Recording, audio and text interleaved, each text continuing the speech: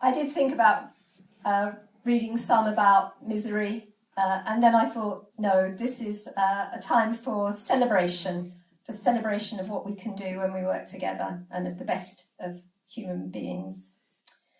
So I'm going to start with the title poem from my first collection, Lipstick, which came about when I discovered that in war zones, women seem to favour very red lipstick. In Bosnia and Afghanistan, they were seen to be wearing very red lipstick. Lipstick.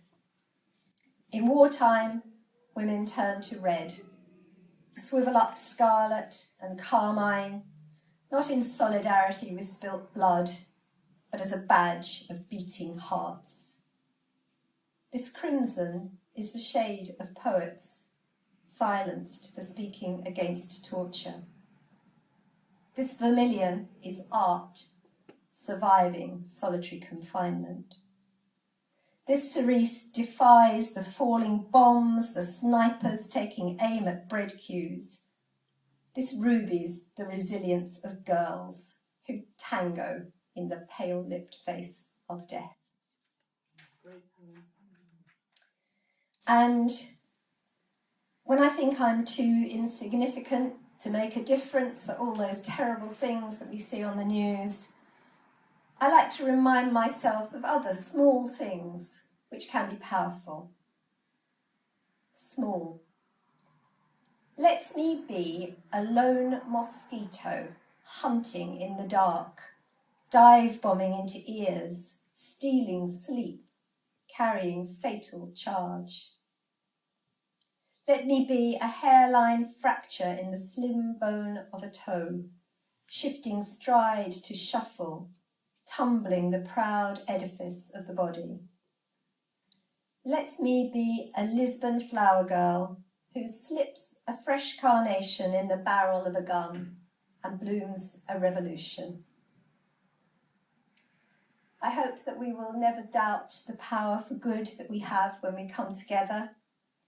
This poem tells a story from 1978 about a group of women who saved a Himalayan, I think we now say, forest from being cut down. Chipko, 1978. We set off singing and with drums, close together in the pre-dawn grey, summon courage on the winding path. Our feet talk to the dry, cracked earth where other trees once stood. Dust blows determination in our eyes and mouths. I lay my cheek against the knobbly bark, wrap arms around its years of growth, listen to sap rising, leaf speak, green. Try not to see Amrita Devi axed down with her arms about a tree. My small heart set against the strength of money. The loggers are felled to silence at the sight.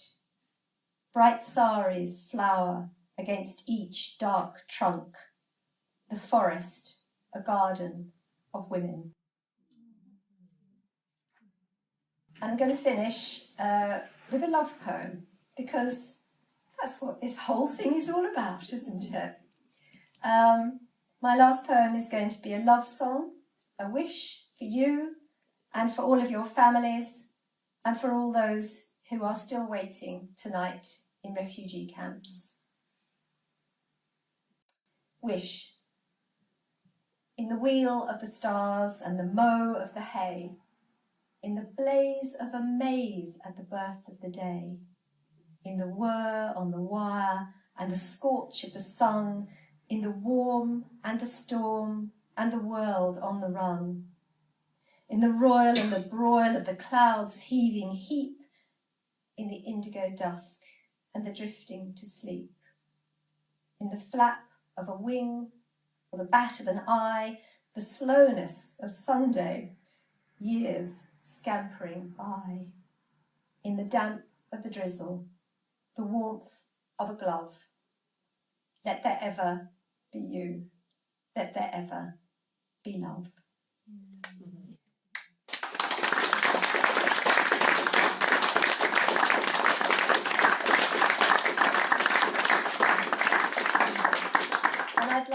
finish with a message from the poet John Freeman. He sent this out at a dark period of this last couple of years, and there have been a few. Dear friends, it said, look after yourselves and each other.